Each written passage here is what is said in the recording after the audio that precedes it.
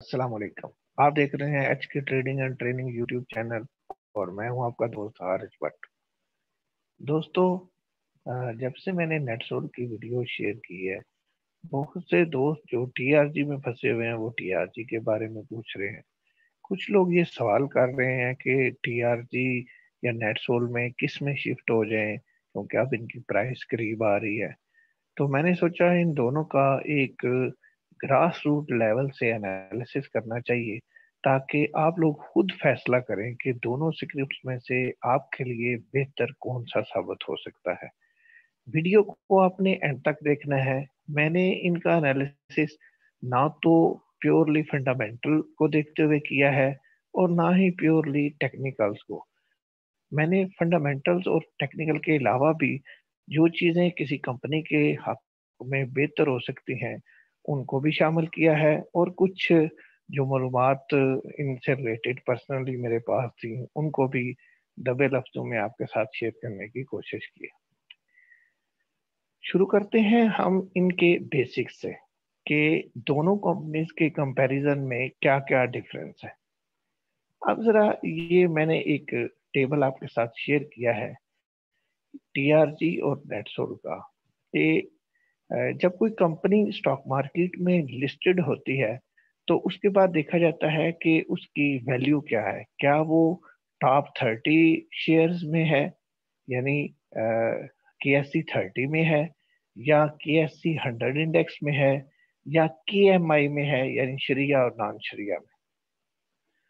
अगर बात करें इनके कंपैरिजन की तो टीआरजी KSE 100 इंडेक्स में है जबकि नेटसोल इसमें नहीं है।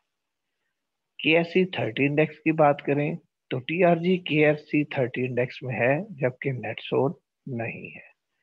KMI 30 जो कि नॉन कंप्लाइंट और कंप्लाइंट में आता है शरिया के लिहाज से, तो KMI 30 इंडेक्स में टीआरजी नहीं है और ना ही नेटसोल है। नेटसोल के पहले KMI 30 में था, लेकिन अब ये शरिया कंप्लाइंट तो है लेकिन ये टॉप 30 स्क्रिप्ट्स में नहीं है। इसको कुछ देर पहले ही इसमें से एग्जिट किया गया है। टीआरजी नॉन कंप्लाइंट है जबकि नेटसोल शरिया कंप्लाइंट है। ये इसकी एग्जिट की एक लिस्ट है। इसमें अगर आप देखें कि जो लिस्ट रिसेंटली दिसंबर में अपडेट हुई है उसमें नेटसोल टेक्नोलॉजी को निकाल दिया गया है KMI 30 से। ये जो दो चीजें अब मैं आपको बताऊंगा ना, एक इनका वेटेज और इनकी दूसरी चीज है फंड्स होल्डिंग। ये आपने बड़ी नोट करनी है क्योंकि मैंने इनका जब कैंडल एनालिसिस करना है फिर आपको मैं ये बताऊंगा कि इनकी अहमियत क्या है। अगर बात करें टीआरजी की तो KSE 100 इंडेक्स में टीआरजी की जो वेटेज है वो है 10.56%। जी हाँ, ये बहुत बड़ी वेटेज है इसकी। पीपीएल और ओजीडीसी से ज्यादा वेटेज होगी या टीआरजी की, और इसका बीटा है 1.59। अगर बात करें नेटसोल की तो केएससी ऑल में इसकी जो वेटेज है वो है 0.20, यानी अगर इसको कैलकुलेट करें तो ये टीआरजी से 52 गुना कम है, 52 टाइम्स लेस देन टीआरजी। अब यहां से आप अंदाजा लगाएं कि एक हैवी वेटेज स्क्रिप्ट है और एक इंतहाई लो वेटेज है। हैवी वेटेज के डाउन होने से इंडेक्स काफी अंडर प्रेशर हो जाता है और हैवी वेटेज के ऊपर जाने से इंडेक्स में भी बुल रन आने के चांस ज्यादा होते हैं। तो नेटसोल को अगर देखें तो उसकी वेटेज बहुत ही कम है। इसके लोअर लाक लगने या अपर लाक लगने से इंडेक्स में पॉइंट्स पे ज्यादा फर्क नहीं पड़ेगा और इसका बीटा है 1.38। दूसरी अहम चीज वो है फंड्स होल्डिंग। जी हाँ, ये बहुत मैटर करती है। जब इस तरह के स्क्रिप्ट कोई मूव ले रहे हों तो देखना ये होता है कि उनमें बाइंग सेलिंग कौन करता है। ये ऊपर मैंने जो फंड होल्डिंग लगाई है ये नेट सोल की है। नेट सोल की फंड होल्डिंग सिर्फ एक फंड के पास है और वो है HBL इक्विटी फंड। जी हाँ, वो भी फरवरी के महीने में आई है 4.26%। बाकी इससे पहले कोई फंड होल्डिंग नहीं थी, यानी किसी भी मेजर फंड के मेजर होल्डिंग्स के अंदर नेट सोल मौजूद नहीं है। जबकि आप टीआरजी को जरा देखिएगा, मैं नाम भी लेता हूं और परसेंटेज भी बताता हूं आपको।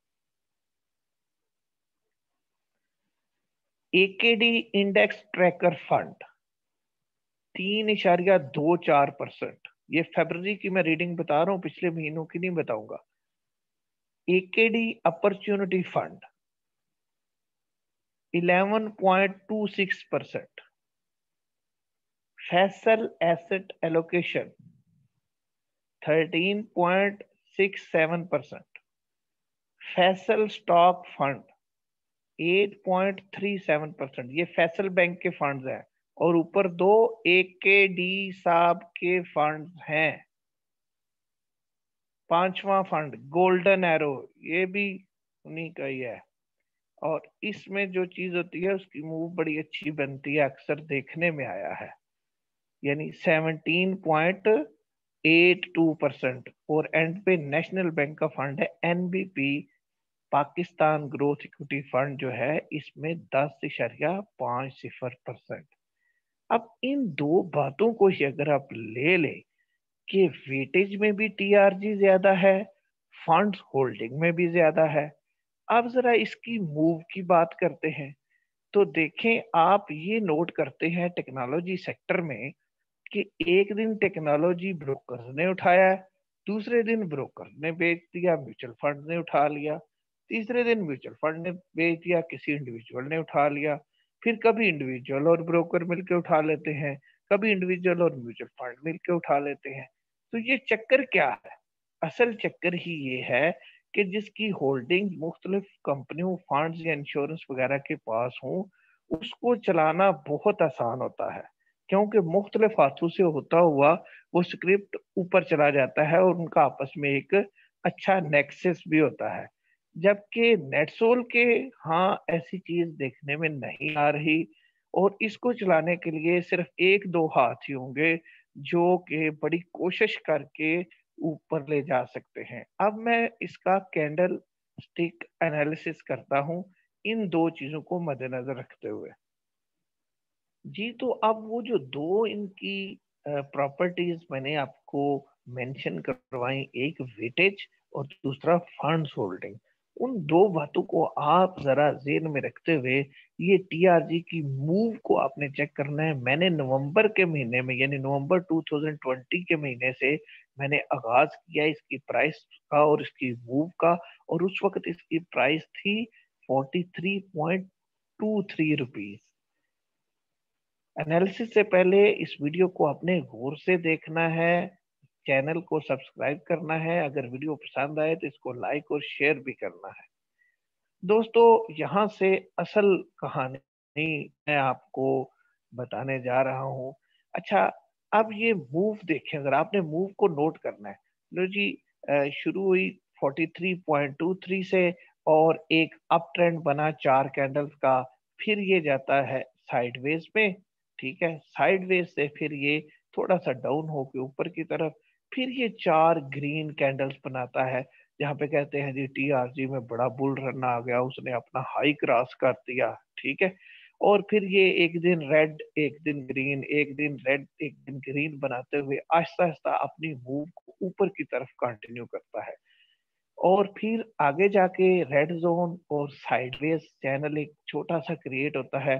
फिर एक दिन एक डिप आती है, इसमें डिप के बाद फिर 4 ग्रीन कैंडल, यानी एक अप ट्रेंड। अब देखिए कैसे जिग जैग तरीके से इसने बड़ी होशियारी से, चालाकी से अपना अप ट्रेंड जारी रखा। अगर यहाँ की आप बाइंग सेलिंग भी कभी नोट करें ना, तो आप देखेंगे कभी इंडिविजुअल खरीद रहा है और कभी ब्रोकर खरीद रहा है, कभी म्यूचुअल फंड्स खरीद रहे हैं, कभी एक बेच रहा है दूसरा ले रहा है, दरमियान में कहीं कहीं इंश्योरेंस आ जाता है। यानी बहुत, आपको जिस तरह इसकी मूवमेंट जिगजैग कर रही है, इस तरह इसकी बाइंग सेलिंग जो है वो भी बड़ी ट्रिकी थी। और आगे देखें कि 3 रेड कैंडल्स यानी डाउनफॉल आ गया, फिर 3 दिन के बाद इसमें एक अप ट्रेंड शुरू हुआ, थोड़ा सा साइडवेज में, फिर एक प्रॉपर अप ट्रेंड यानी बुल रन बना, साइडवेज, यानी ये मूवमेंट मैं आपको असल में इसलिए गिनवा रहा हूँ ताकि आप देखें कि ऐसी मूवमेंट अगर इंक्वायरी भी इसकी की जाए तो एक दिन एक फंड के पास, दूसरे दिन दूसरे फंड के पास, तीसरे दिन इंश्योरेंस के पास, चौथे दिन अ, आप देखेंगे कि इंडिविजुअल के पास, फिर दरमियान में कहीं ब्रोकर के पास। तो किस किस को इन्वेस्टिगेट करेंगे? कहाँ कहाँ से आप छापा मारेंगे और कहेंगे जी ये मैनिपुलेशन हुई है? ये चलाने वाले जो है वो इंतहाई ज़हीन लोग हैं। मैं ना अब 2 ग्रुप बनाता हूँ, यानी टीआरजी चलाने वाला फ़र्ज़ करो ग्रुप ए है और नेटसोल चलाने वाला ग्रुप बी है। अब ये ग्रुप ए की एक्टिविटी देखें, इनकी ज़हानत देखें कि कैसे फिर एक साइडवेज़ और डाउन ट्रेंड के बाद ऊपर एक अप ट्रेंड, एक बुलिश रन लेता है ये सिक्योरिटी। इस बुल रन के बाद फिर रेड और ग्रीन कैंडल्स का एक साइडवेज का मिक्सचर सा बनता है और फिर मार्केट में एक प्रॉपर डिप आ जाती है और साथ ही टीआरजी साहब भी डिप ले लेते हैं, यानी मार्केट यानी इंडेक्स के साथ साथ फिर इंडेक्स रिकवर करता है, ये भी गैप अप ओपनिंग्स के साथ आप ऊपर रिकवर करते हैं और एक रेड कैंडल के बाद दोबारा जो है वो अपना बुल रन जारी रखते हैं। और आजकल जिस तरह मार्केट फंसी हुई है, ये भी अपना नेगेटिव जोन जो है वो क्रिएट करके अपने अंदर नेगेटिविटी शो कर रहे हैं। ये तो एक मूव थी टीआरजी की और इसको चलाने वालों की, कैसा इंडेक्स के साथ साथ बड़ी जहानत से ग्रुप ए ने टीआरजी को चलाया। अब यही कंपैरिजन मैं आपके साथ नेटसोल का शेयर करता हूं कि वहां जहानत दिखाई गई है या फिर जल्दबाजी की गई है। अब ये नवंबर का महीना है और नेटसोल का आपके सामने कैंडलस्टिक चार्ट है। 59.17 रुपीज इसकी प्राइस है। वहां से ये कुछ दिन साइडवेज में रहने के बाद दिसंबर में एक मूव शुरू करता है 80 रुपीज से और फिर वो मूव यकदम कैपो कैप ऊपर चली जाती है। गैप अप ओपनिंग, नेटसोल खुला है, कैप हो गया, हर बंदा मूव ले रहा है, एंजॉय कर रहा है, किसी को कोई एतराज नहीं है जनाब, सबकी दिहाड़ियां लग रही हैं और एंजॉय कर रहे हैं। फिर काफी दिनों के बाद जाके एक रेड कैंडल बनती है, उसके साथ ही अगले दिन फिर 3 ग्रीन कैंडल बन जाती हैं। अब मुझे ये बताएं कि इसके पीछे तो फंड्स भी कोई नहीं है, ठीक है? या जिसमें हम कहें जी एक दिन एक फंड ने लिया, एक दिन इंडिविजुअल ने लिया, एक दिन ब्रोकर ने लिया। इसको तो कोई सिंगल हैंडेड पर्सन ही चला रहा है या कोई 2-3 मिलके चला रहे हैं। तो यहाँ ज़हानत नज़र नहीं आ रही, ठीक है? यानी ग्रुप बी जो है ना हमारा, वो इसको इंटेलिजेंटली मूव नहीं करवा रहा। अब ऊपर जाके जहाँ पे अभी मेरा ये ब्लैक एरो है, वहां पे जाके नेट सोल एक फ्लैग पैटर्न क्रिएट करता है, यानी साइडवेज में जाता है, स्विंग्स बनाता है। यहाँ पे कुछ ग्रुप ए के लोग भी एंटर हो जाते हैं नेट सोल में। वो भी देखते हैं कि यार इसकी मूव बड़ी अच्छी है, उठाने वाले ने इसे बड़ा ऊपर उठा लिया है, वो भी इसमें एंट्री ले लेते हैं। अब जैसे ही वो एंट्री लेते हैं तो ग्रुप बी वाले इसको फिर उठा लेते हैं कि भाई ये हमने पता नहीं 600 रुपए पे लेके जाना है या किधर लेके जाना है। तो आगे जाके ना वो ग्रुप बी वाले जो है वो बांटना शुरू करते हैं ग्रुप ए वालों में।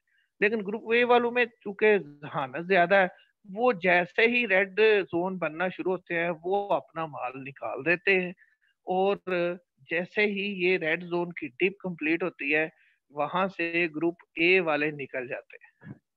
अब फिर ग्रुप बी वाले रह जाते हैं। ग्रुप बी वाले जो है इसको फिर एक बुल रन देते हैं और एक टॉप पे ले जाते हैं। इस सारी स्टोरी के अंदर जो ट्रैप होता है वो होता है इंडिविजुअल, जिसका कॉन्फिडेंस इतना बढ़ जाता है कि वो हर डिप के बाद जब इसको दोबारा ऊपर उठता हुआ देखता है तो वो कहता है कि रेड सोल ने तो जाना ही 500-600 रुपए पे है, लिहाजा ये हर डिप के बाद ऊपर उठ जाता है। वो डिप में भी इसको होल्ड करके रखता है। आगे फिर एक एंगल्फिंग कैंडल रेड बनती है जो कि हाई बीरिश ट्रेंड का सिग्नल देती है, मैरोबूजो कैंडल होती है। लेकिन इंडिविजुअल का यकीन जो है वो इंतहा को पहुंच जाता है और वो इसको नहीं छोड़ता। फिर आगे 2-3 दिन ये डिप देता है, दोबारा रिकवर हो जाता है, कॉन्फिडेंस जो है वो यकीन में कन्वर्ट हो जाता है और फिर एक मंदी का आगाज होता है जो मुसलसल 4-5 कैंडल की सूरत में सामने आता है। जैसे मार्केट में आपको मंदी दिखाई थी। उसके बाद नेटसोल भी रिकवर करता है, लेकिन इसकी रिकवरी जो है वो प्रॉपर नहीं होती। 3 दिन रिकवरी के बाद ये दोबारा नेगेटिविटी में एंटर होता है, और ऐसा नेगेटिव होता है कि आज तक वो नेगेटिव ही रहता है।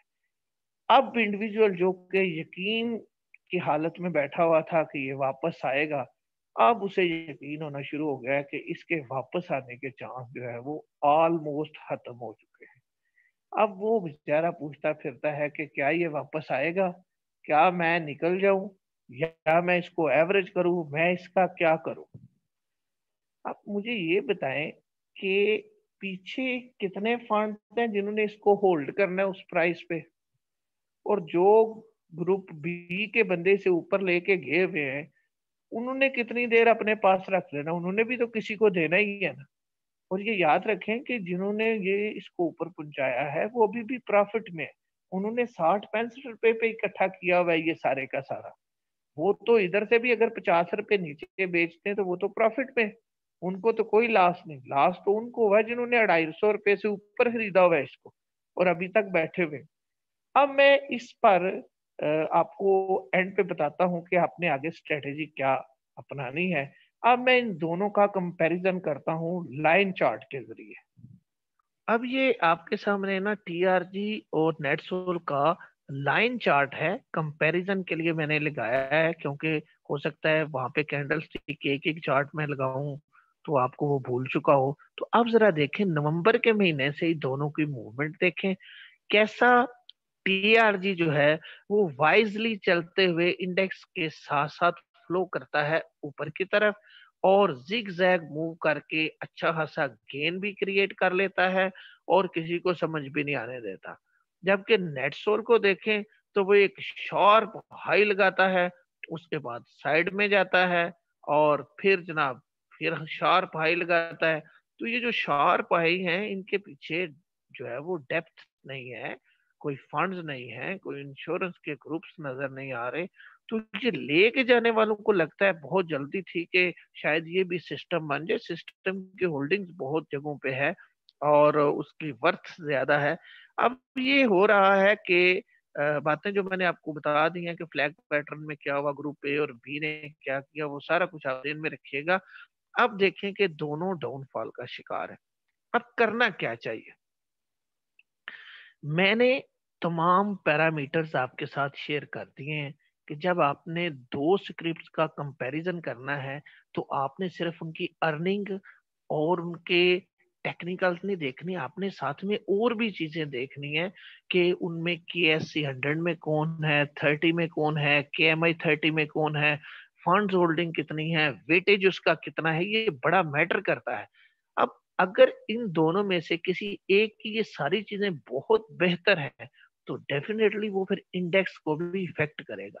खास करके टीआरजी 10.56% वेटेज है इसकी, और इसके लोअर लॉक का मतलब है कि इंडेक्स नीचे आ जाएगा, और इसके अपर लॉक का मतलब है कि छोटी मोटी मंदी जो है ये उसको कवर करके इंडेक्स को भी ग्रीन जोन में ले जाएगा।